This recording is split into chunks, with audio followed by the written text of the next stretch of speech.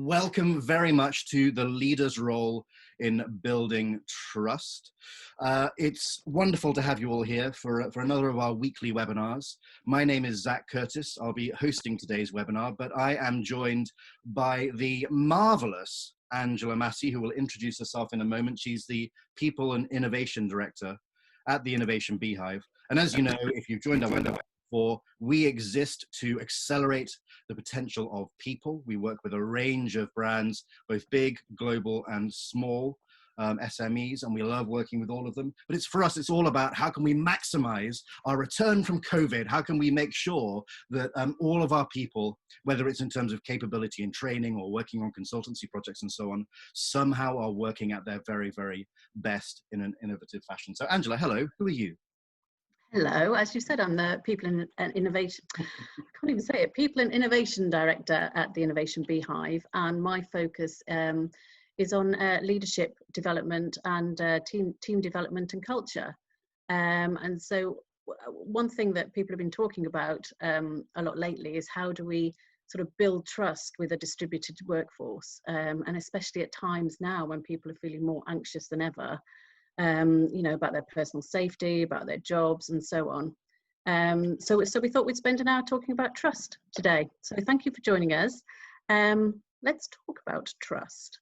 Now, I chose this image because for all of us, you know, the first person we ever trusted was our primary carer, and hopefully for all of us, it was a parent or carer who just looked after our every need, who gave us everything we needed, gave us all the support we needed, physical and emotional, sometimes before we even knew that we needed it.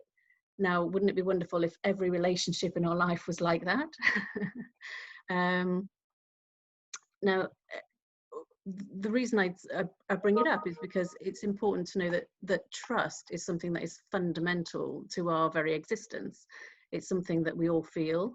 It's something that exists to a degree in any relationship, and it's really critical between employers and employees, and between leaders and their teams, and between team members themselves. So that's what we're going to be exploring today. But we're interested to ask originally, what brands do you trust and why? And yeah, so we've had some info come in over the chat. Do keep sending it through. And I talked about J. Crew and Ralph Lauren for me. We've had someone say the John Lewis partnership. And again, that's largely because of customer service. Another one is McDonald's. And I have to say, I trust McDonald's a huge amount, probably the biggest brand that I have trusted, and probably the biggest trust in a brand. And the reasons for that, for me at least, are amazing communications. So I've signed up to their newsletters and so on. All through the lockdown, they were sending regular updates, trying to make me feel secure and safe and so on. And I believed what they said. And I regularly believe what they say. Of course, Angela, we have inside knowledge that what they say is true. So that's useful. They're also very consistent in their messaging. They're consistent in the messaging, they're consistent in the brand, consistent in the service that you get in every restaurant around the world, even though the menu items change slightly. Angela, what about you? Any brands you've seen?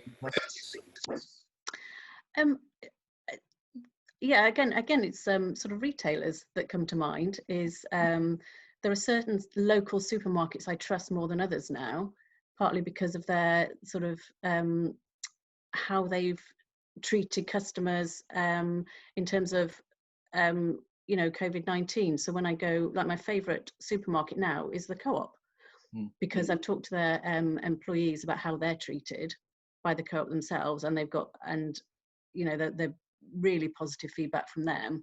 But also when I go in, people are keeping their distance, people are wearing masks, people are being really respectful of personal space, which isn't true of some of the other supermarkets I've been in. So it's really interesting how, you know, just personal safety has suddenly come up the agenda. And because they do that, I trust that the staff have been washing their hands and not, you know, and what have you. Whereas, as I say, some of the other supermarkets I've been in, I don't feel safe now buying their food. Interesting, isn't it? It is. We've had another one in with IWG, which I think is it's a serviced office company. And that's, again, about consistency in customer service. Isn't it? So it's a lot about the reason you trust brands and trust people is how they make you feel. And what we've been talking about as well is a halo effect, that because they've treated you a certain way, is it makes you sort of think that, well, I'll trust them with other things as well. Yeah. Now we've been talking about brands and brands that are out there. Now when we do our leadership workshops, we often ask leaders, what is your personal brand? How do you want to come across as a leader? And we looked at a couple of leaders here. Now, these two images I discovered were labeled on the internet as a person wearing a suit. So here we have two people wearing a suit. Now, their leadership brands, I would argue, are very different. They project different things. When you look at each one, you will feel something different. And it may be different for all of us because we are basing our level of trust, our level of perception on things they've said, things they've done, things that we've heard about. So each of these leaders has a reputation and are known for various things. So as we go through the webinar today, we're going to invite you to think about, what's your leadership brand? What will people say about you? What will people think about you? How are you coming across as a leader? Next slide, please, Debbie. Lovely. Debbie, so let's start with looking. Debbie said that. Debbie McGee.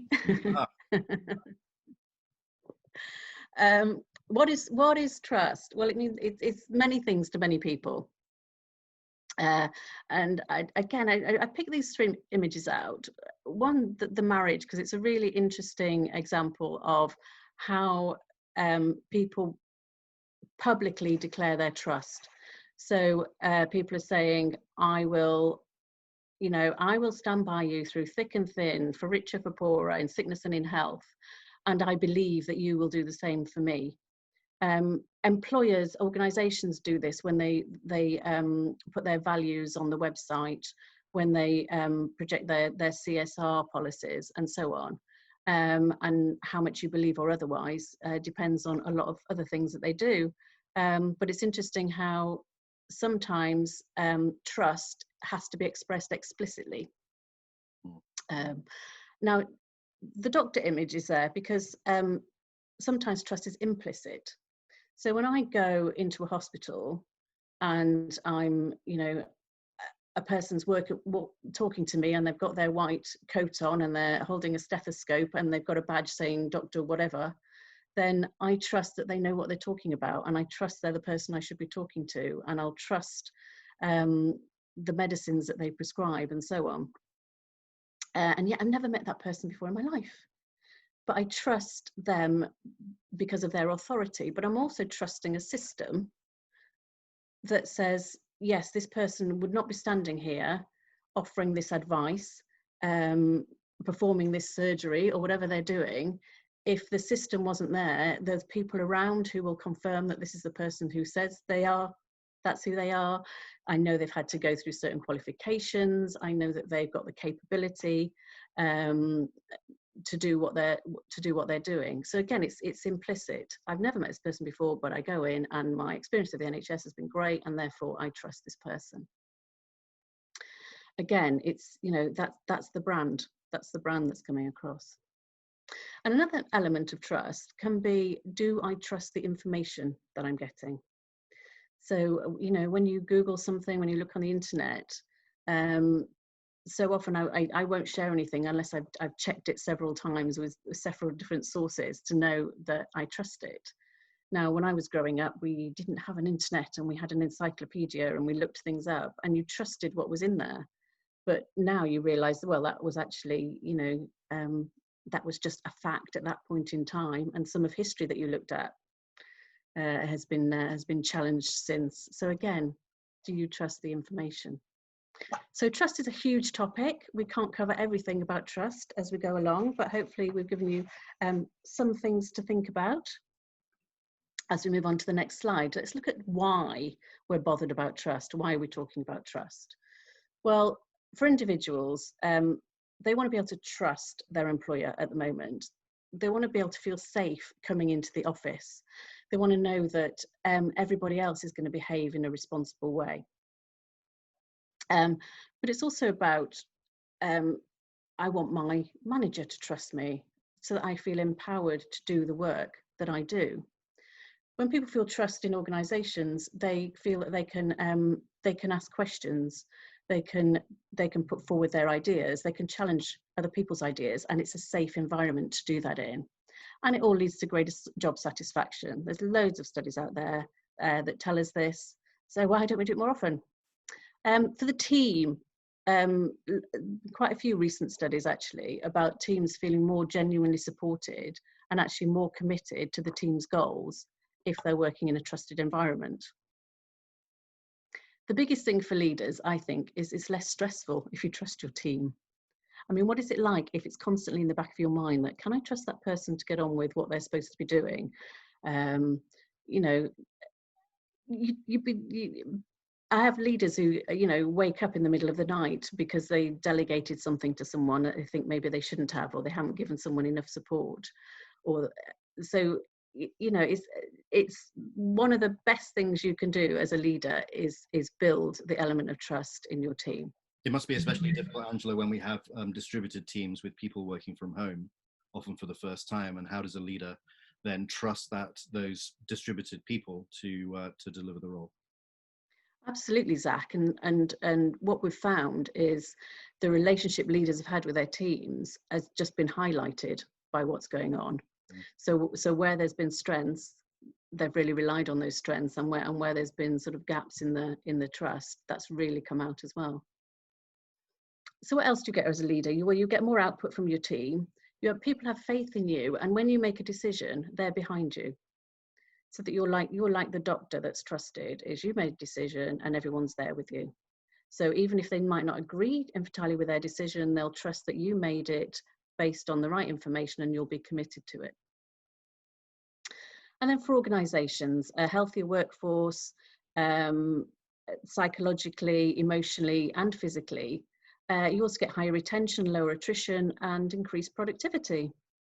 So that's why it's important, Zach. Thank you. And actually, Angela, I think we've got a poll we can do, don't we? Brilliant. I was hoping you'd say that.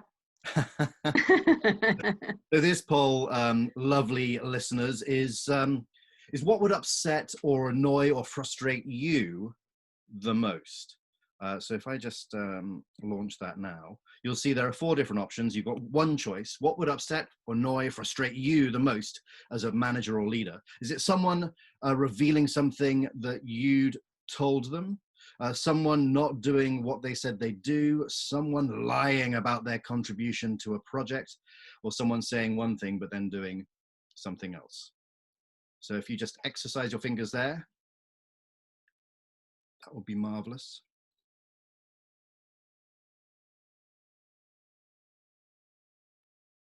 I do like watching the votes come in. Perfect. We'll just wait perhaps another 10 seconds. What would upset, annoy, or frustrate you the most? I think we will wrap it up there. I'm going to end the poll now, and I will share the results. Good. So on your screen right now, you should see our results there.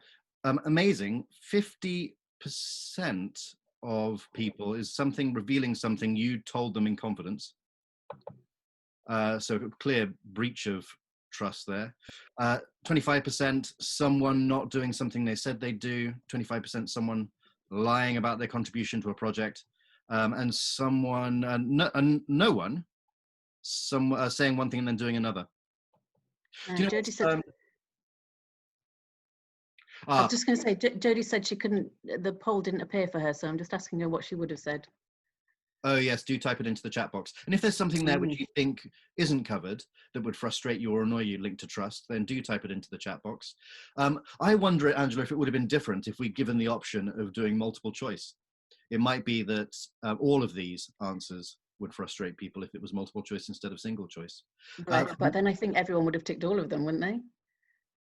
Probably. I mean, I have to admit, and I'm willing to share, perhaps overshare in public webinars, that I do have some trust issues, and having been burned multiple times in the past, I think for me, it's definitely, I'm not that bothered about the first one because I rarely say anything in confidence. I say something to someone that I'm willing for them to say to anyone else.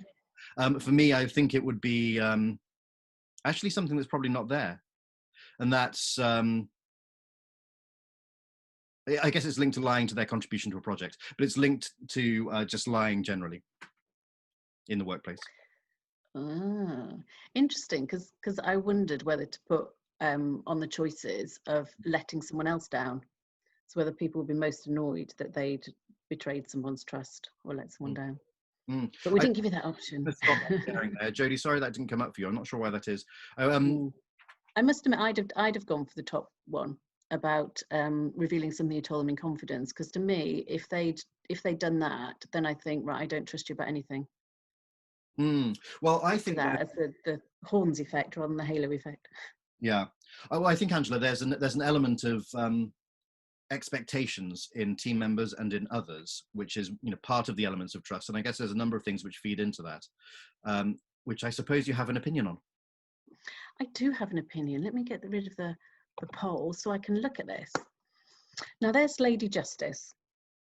Now, a couple of years ago, I decided on my bucket list that I was going to study law. It was one of those things where my son was deciding what he was going to do with his life, and it made me think about, well, what would I do if I went to university again? And I would study law. So I signed up to do my GDL at Oxford Brookes University, and I studied law. And the very first thing we learnt about in week 1 was the rule of law. And the rule of law states that that the law is blind. I don't know if you can see on that beautiful statue there, that beautiful sculpture, that justice has got a blindfold on, and it's a really important symbol of our law. Is that that we're all treated equally before the law. No one is above the law, and the law is there for absolutely everyone. So the law, in that sense, is blind to us, and we're all treated the same under the law. Now that's the theory anyway, and then a couple of elements here are, one is that she also has a sword, so she has the authority to dispense justice, and the scales are balancing the facts, looking at the context to decide fairness. Now I picked that image because it represented to me the elements of trust, which we've already touched on. So things like honesty, so doing what we say we will, not telling lies, integrity, so and authenticity. I think they kind of go together, don't they? Of being authentic, doing what you say you will, all elements of trust. Credibility, so are you believable? That's going back to our encyclopedias. Are you reliable? Will you do what you say you will? And are you consistent? And again, all those elements are there in our justice system, in theory, and they're all elements we want in our organizations, in our institutions, in our relationships, and there's certainly the elements that we want in our leaders. So how do you incorporate all those within your leadership and within your teams? Next slide, please, Debbie. Trust. So we're going to get you to think about now, and this could be a tricky question. We'd like to think about the level of trust that you feel for your team members. So we're going to ask you that question, and we're also going to ask you, how do you think they feel about you? So if we were to say to them, how much do you trust your leader, your boss? How much do your team members trust you? And we think of them in terms of batteries. So trust is something that fluctuates. So as we've talked about, the trust that we build up in brands and in people is based on things that happen to us and how they treat us, how they treat us as customers. So it's something that can be fully charged, that I absolutely trust this person, or it's something that can sort of go up and down over time. So do we have another poll for people to answer this? Certainly do. Let me just get it up. It consists of 2 different questions.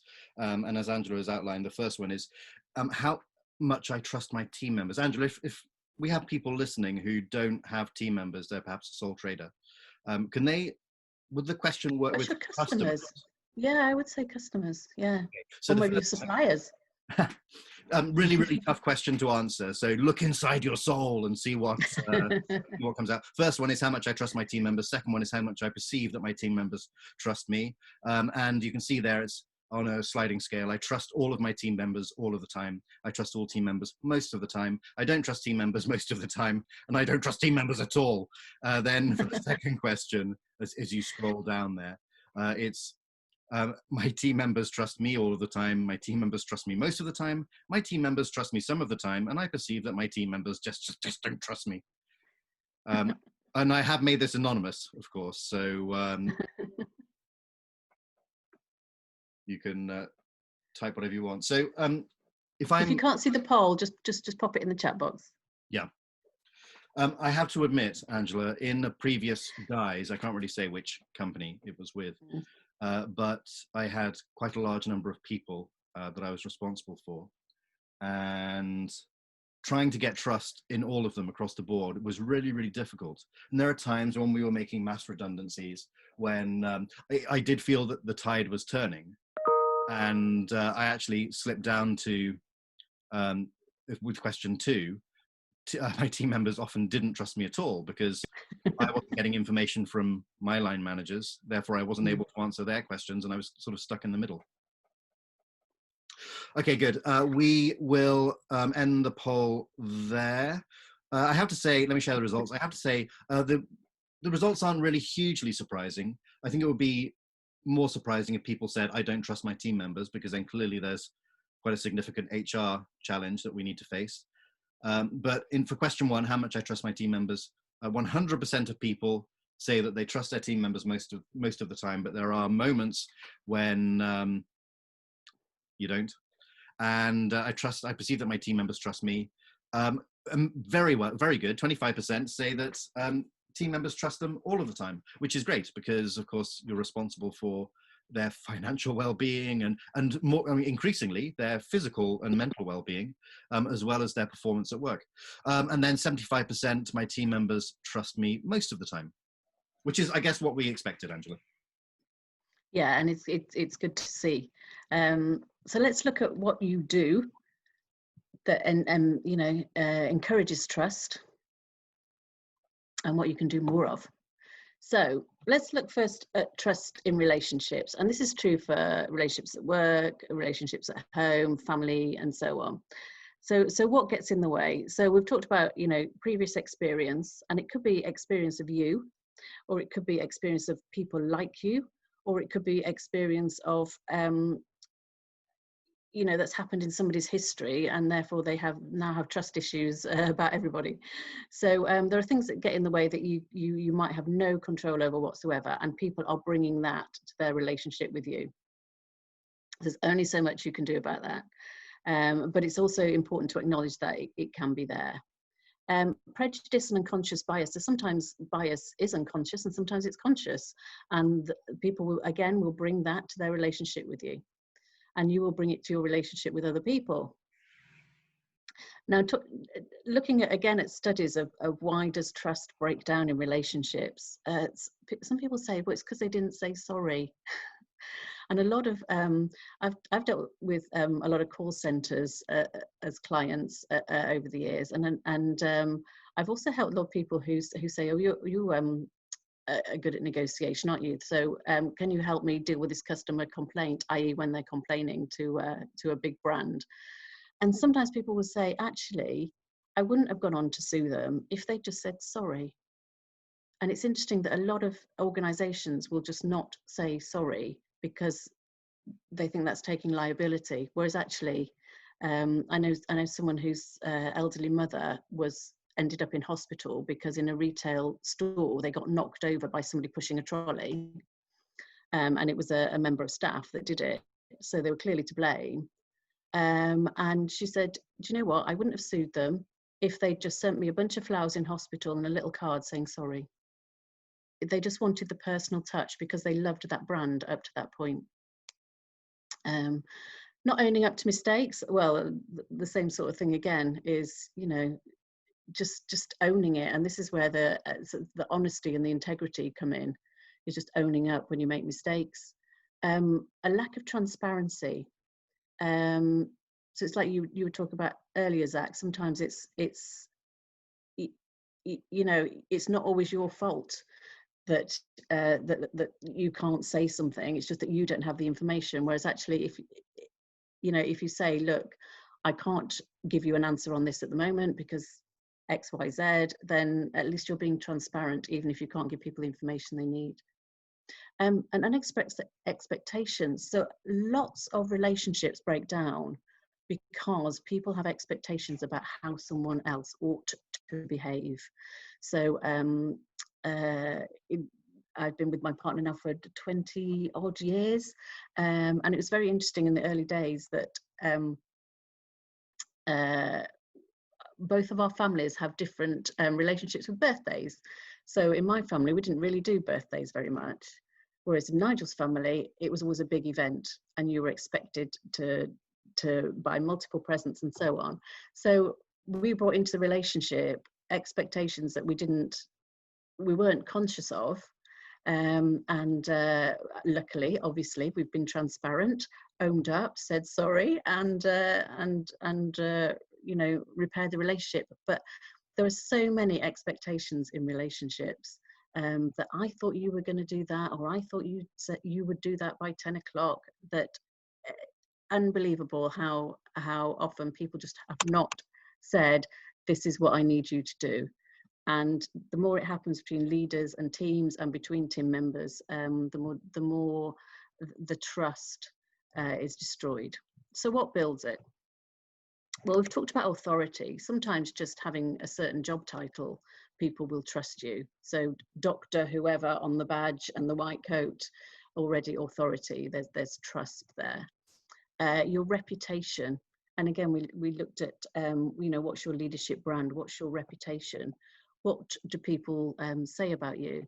And, you know, we were talking about, you know, trust within teams, but customers, what do your customers say about you? What do your peers say about you? Are you someone who is to be trusted? Showing vulnerability, and I'll put a caveat on this, that showing vulnerability is one way of being transparent. So showing that you don't know how to do something, or you don't have the answer, or you know, in these C19 times, it's saying, oh, I feel really tired today. I feel really, you know, I think I've had enough. It's you know, being honest about your emotions. But at the same time, there comes a line that you still need to be the leader that people can look up to, that make people feel optimistic, that help people, you know, feel inspired. So so I say, yes, show vulnerability, but be very conscious of when you're doing it. Connecting with people. Zach talked about how McDonald's have been writing to him every day and connecting to him in a way that he likes being connected to. So connection, absolutely important. Support, helping people out. Zach's been a real help to me this week. I trusted you before, I trust you even more now. The battery is getting even more charged. Thank you very much. I didn't realise it was less than full, Angela. It's about to explode. I'm managing the expectations, so getting people to say what they expect from you, what they want from you, and sometimes helping people know when you can't meet their expectations. You know, how many times we know we're going to be late with a piece of work, or a product's going to be delivered late, is if you let customers know, they can you know, they can deal with it. If you let your teammates know, they can deal with it. So managing expectations, absolutely critical. Angela, Do we have another slide? Yeah, is there a framework that we can use for building trust as leaders? I wish there was. Oh, here we go. Leadership 4.0. Now, for those who've attended webinars that we've run previously, you'll have heard Mark talking about Leadership 4.0.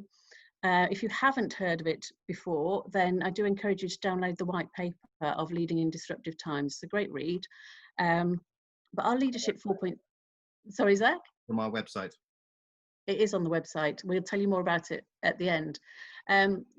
When we talk about leadership and leading in disruptive times, our framework is these 5 H's. So we talk about leading in head.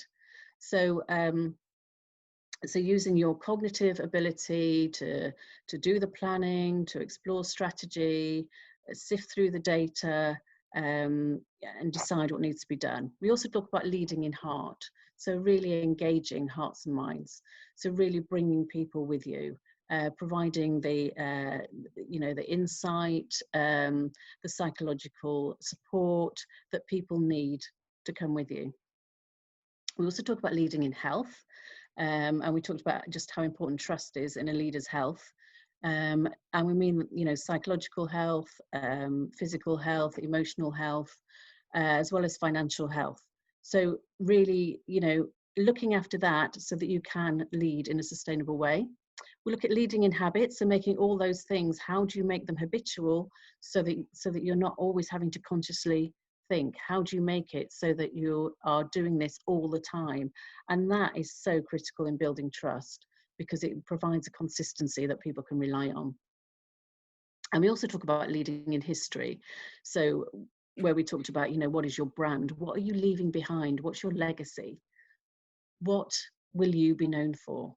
So they're the 5. The 2 I'd like to focus on right now is leading in head and heart. So as I said, the head part is the thinking, the logic, the analysis, and the heart part is feeling, intuition, empathy. So all of us tend to be more head or more heart. So we're going to invite you to think about which do you do most of? Which is more natural for you? Are you more head person? So you're more about, the cognitive thinking, the logic, the process, the what needs to be done, or are you more heart? So you're more about the connecting with people, using your intuition to make decisions, building empathy with people, going with your feelings rather than with logic. So Angela, are you saying that we are able to do both, but we generally lean towards one more than the other? We do. Okay. Amazingly, we have a poll. So I just launched that. It's like it's been planned. Access to the poll. Do type in head or heart in the chat box. So head, as Angela said, is much more on that sort of thinking, logic, analysis, numbers side. Heart is feeling, intuition, empathy, I guess motivating teams and so on. Mm.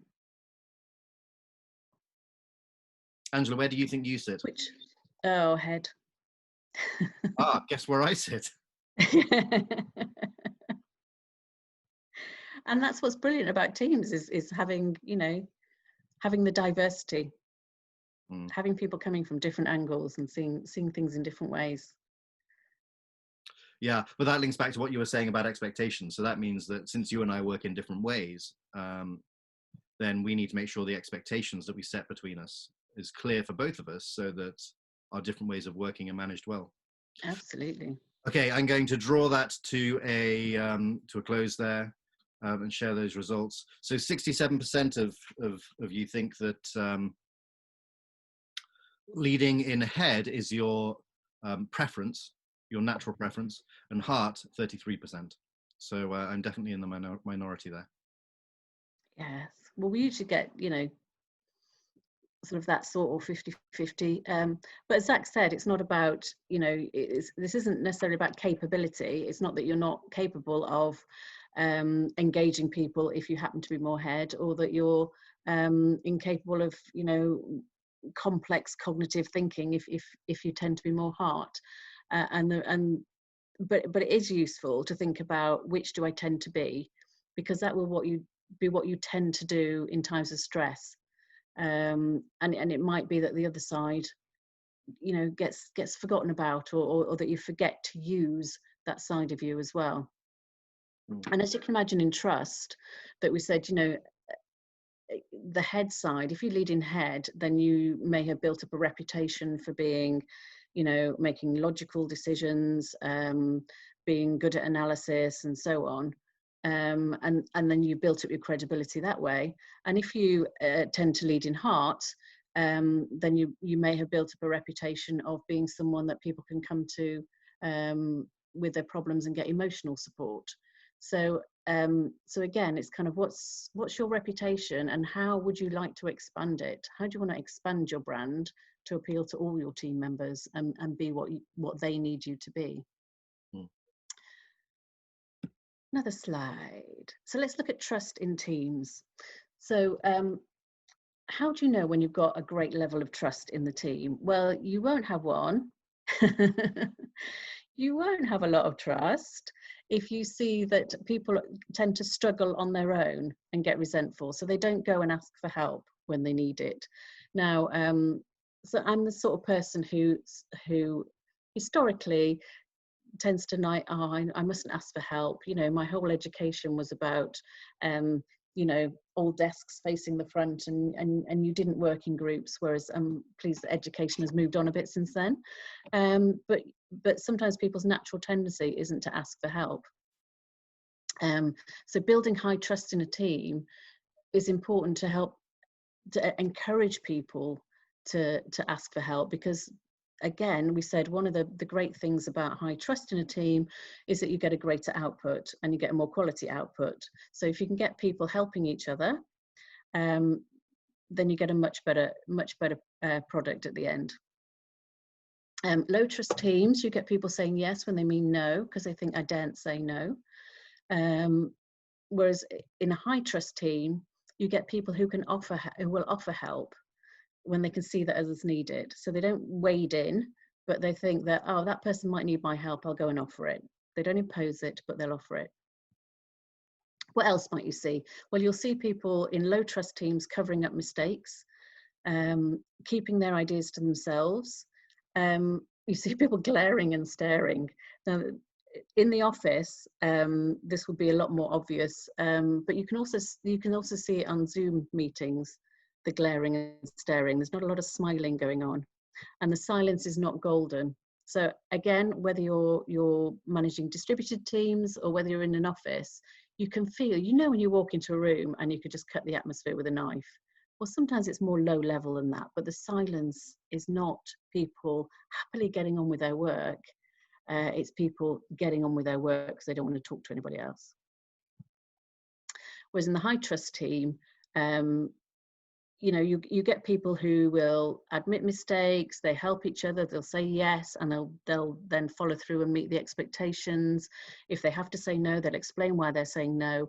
And you hear a lot more fun and laughter in high trust teams, because you know, people will tell jokes, people will go, oh no, you never guess what I just did, and you know, it's just a much more open atmosphere. So whenever you walk into a room or on the next Zoom meeting with your team, just take some time to observe what's going on, and then you work out what the trust is like within your team. Next slide, please, Debbie. Thank you, Paul.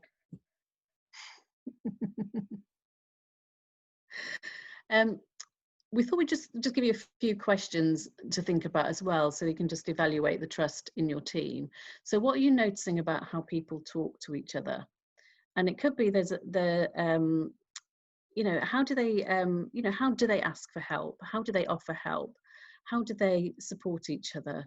Do they you know, what's the tone of voice like? Again, this applies whether you're in an office, whatever your workplace is, or on virtual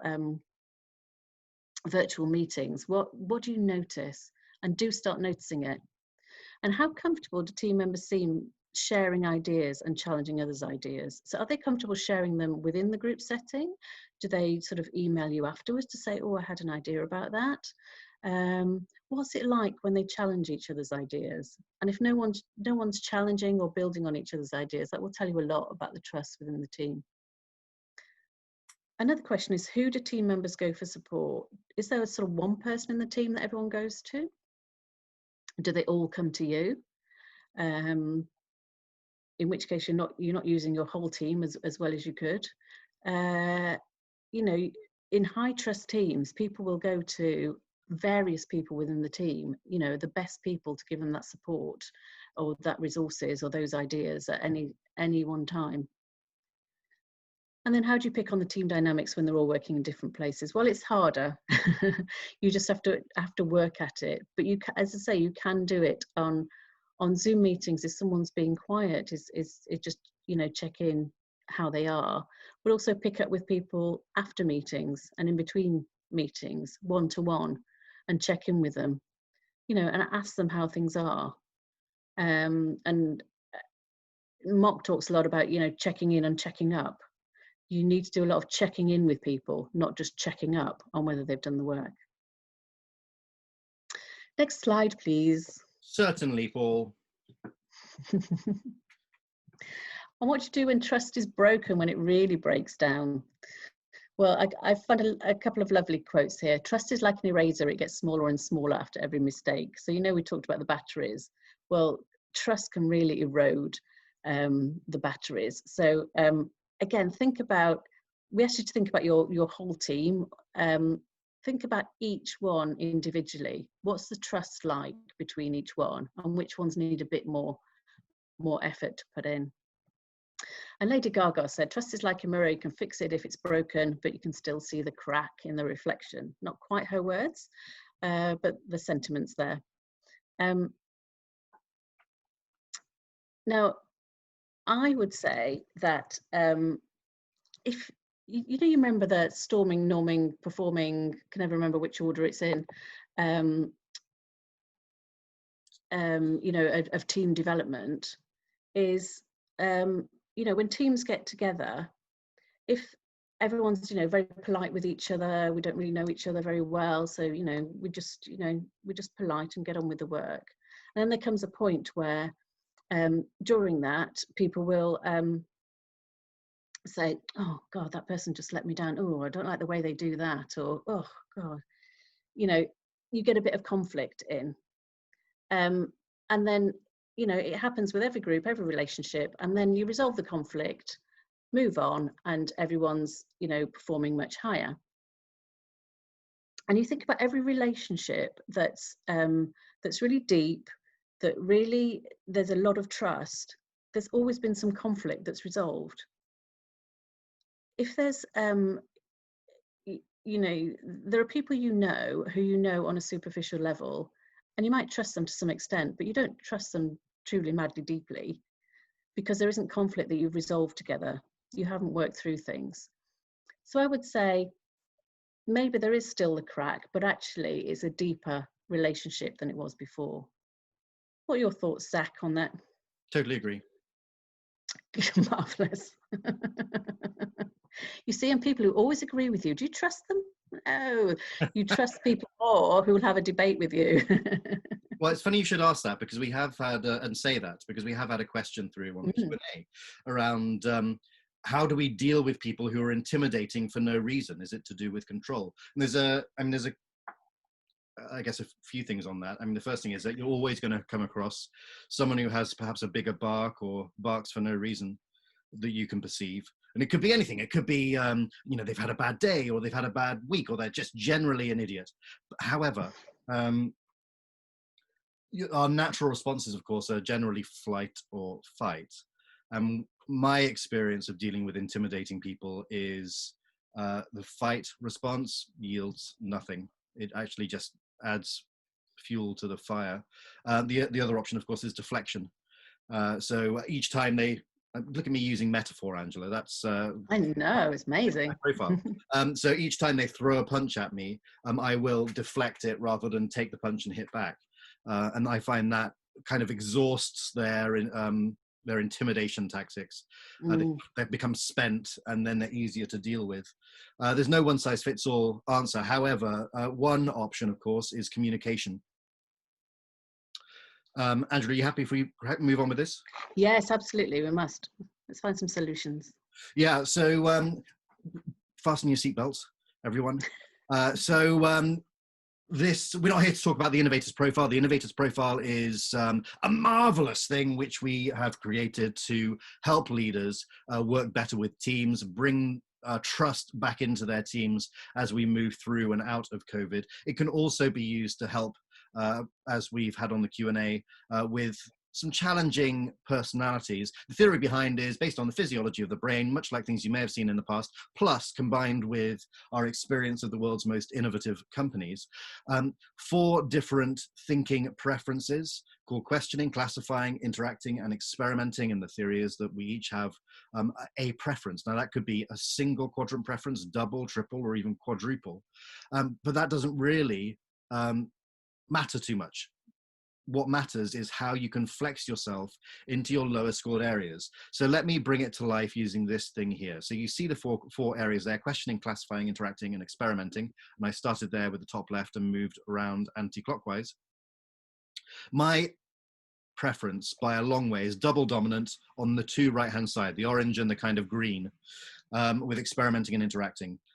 My colleague, Joe, who you've probably seen on webinars with us, will not mind me mentioning that his dominant preference is questioning. So when I try to build trust with Joe, when I try to communicate with Joe, it doesn't always work well because he is frustrated with my communication style. And as you can see, it's already different from Angela's, for example.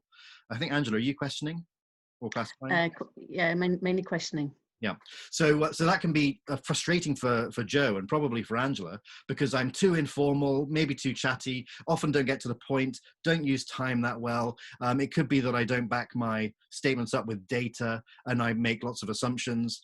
It could be that, as we've already just explained with Angela, I'm not really willing to debate. I'd rather deflect, and can give vague instructions. That's not necessarily a bad thing or a good thing. It's just a thing. That's my natural state of being. But it would frustrate Joe and Angela, and it might ultimately lead to degradation of trust. So in order to build that, apart from the fact we're going to give you a discounted rate on a course at the end of this, there's a number of things you can do. You can adapt your dialogue. You can, for example, with me, if I was speaking to Angela, I would slow down a little bit in my speech. I would be very structured in the way that I'm speaking. I would speak with facts. I would back up what I'm saying with data if I could. You'll notice Angela was explaining why she'd put photos on particular slides, because that's just part of the way she communicates. I would do things like that as well. So do think about the personality of the people that you're communicating with. Do think about how your communication is heard by them. You can look on our website and find loads of information about this, or take this profile for free. Get a pen. We'll give it to you for free right now. Profile, no www, profile.innovationbeehive.co.uk. Profile.innovationbeehive.co.uk. You can take this thing and see what your profile is. You are so welcome. Okay, good. But Angela, that's interesting, but that means we need some sort of balance between 2 different personalities so we can support each other a little bit better. Indeed. Well, the greatest thing you can do as a leader is have a look at what do your team members need in terms of support and challenge.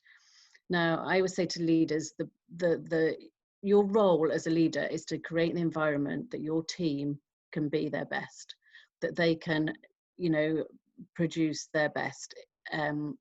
So how do you create that environment? Well, if you have a low support, low challenge environment, you'll get someone who looks like this. So someone who's, I don't get any support in what I do. I don't really know what I'm doing. It's just a real apathetic environment. Of course, you don't have that. So let's move to low support, high challenge. Now, if you said you were more head than heart in your leadership style, there's a danger that you might be creating the environment of low support, high challenge. So you're giving people lots to do, but not giving them the support or resources to do it. So, for example, I spoke to someone only yesterday who said when they first started in the organisation they work in, they went to the manager and said, day one, what is it you'd like me to do? And they were told, well, you've got a job description, go and do that.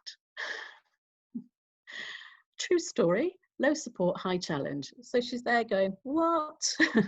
What am I supposed to do? Again, that doesn't engender trust, because you know, that person says, I cannot go to my manager and trust that they will support me to actually perform at my best. Now, if you ticked heart rather than head, then you might be in danger of creating an environment of high support but low challenge. So create an environment where everyone's getting really well together, having a great time. This could be, you know, especially if you're an experimenter who's avoiding conflict and just wants to have fun. You know, we're all having a great time. We all love each other, and we're just gazing at the scenery rather than getting on with our work. So the most productive environment to create is high support, high challenge. So, you know, really setting the bar high. This is what we're going to do, inspiring people and giving them the resources to do that. Now, in order to create high support, it doesn't all have to come from you. It can come from other team members as well. So this is what we want you to create in your teams. And moving on to the next one. And Angela, can I signal we've got 4 minutes? 4 minutes. So here's one way of doing it, is having conversations with your team. So actually, remember I said earlier that trust can be explicit or implicit. Well, it sounds like you've got a lot of trust already. So there's some implicit trust there. Is if you really want to build the trust, then make it explicit. So get your team to talk about it. If you've done your Myers-Briggs or what have you, use that as a structure, or use your Innovators Profile. It's free. All your team can do it. So get a conversation going about how can we really, you know, build the team. And you might not want to say, how can we trust each other? Because sometimes that sounds like, what, you don't trust me? Do it as a, how can we build the support and challenge within our team? So phrase it as that if trust doesn't feel right. Angela, Next, please. I think a good way of contracting as a team is to have some sort of party. Have a party. Well, welcome to the trust party. This I came across this when someone was asking about what's the difference between diversity and inclusion, and I thought this was very lovely. So diversity is being asked to the party, inclusion is being asked to dance, and belonging is dancing like no one is watching.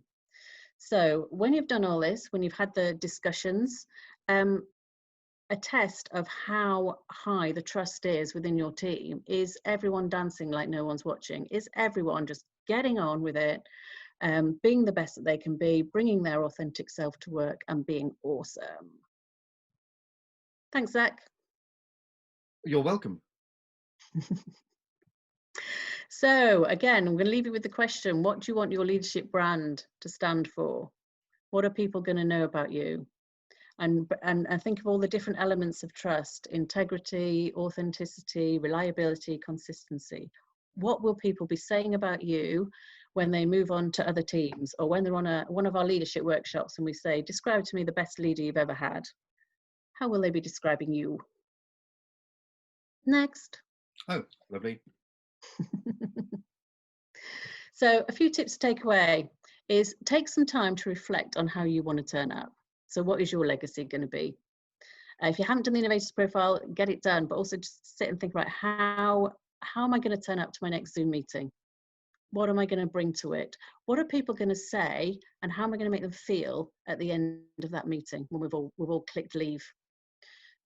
Secondly, show transparency, especially in decision making, especially now when things are so insecure, when you make plans and have to change them every 5 minutes, is just show how your decisions are made, what data you're using, and accept challenges that come your way. Because, you know, just understand what people are sort of bringing to the party. And then when you have made decisions, stick to them, but also use the OODA loop. If you haven't heard of the OODA loop, you need to go back and read our white paper. So keep on top of how is the trust going? How much trust have we got going right now? And balance the support and challenge, and use your whole team to do that. Not just you creating the environment, it's the rest of the team too. What we're going to leave them with, Zach? Oh, so many things, Angela. I mean, firstly, Angela, thank you very much for your time and for having this trust party with us. I think it's marvelous. I also think it's nice that when you and I do a webinar, we do have different personalities. And so we can talk about things like trust and bringing teams back together and so on, from our different perspectives. And I think it works really well. So thank you very much for that. That's great. We're going to give you stuff. Get ready for the stuff. So the stuff is, of course, the profile itself, totally free. That's it. Just take it, use it with your team, etc. Profile.innovationbeehive.co.uk. It is a marvelous resource, and it has actually changed my working and personal life. So that's fine. We also have 50% off our on-demand product, which is all about how can you rebuild your team, including things like trust and expectations and all the stuff that Angela has been talking about here, reduced now by that 50%. I think actually it's £49 now. I know it says 250 there, but I've got a feeling it's now £49 by scanning with your camera phone there, the thing on the screen, and then just typing in rebuild September 50 in the voucher code. Any challenges, just email us you see the email on the screen there, hello@innovationbeehive.com. Just come to me directly, Zach, Z-A-C, at innovationbeehive.com. £49. What price is that to bring trust back in? Nothing at all. And use that email too if you'd like to explore trust in more depth, leadership in more depth, team building in more depth, because we run programs on building resilient teams, visible leadership. So just send us an email to hello@innovationbeehive.com and we can talk to you about your needs. Keep an eye out for next week's webinar. We're going to go in a different direction next week. We're going to be talking about the learning and development trends for 2020, post-COVID and 2021. So Angela and I both have learning and development backgrounds. We avidly watch and create the trends for learning as we go forward. So how can you actually create a culture of learning moving forwards? That's what we're going to be covering next time. Apart from that, looking forward to that. Oh, so am I. Well, I already know what's in it, so you know. Have an amazing rest of the week, everybody. Thanks very much for joining, and we will see you next time. Thanks, everyone. See you next week.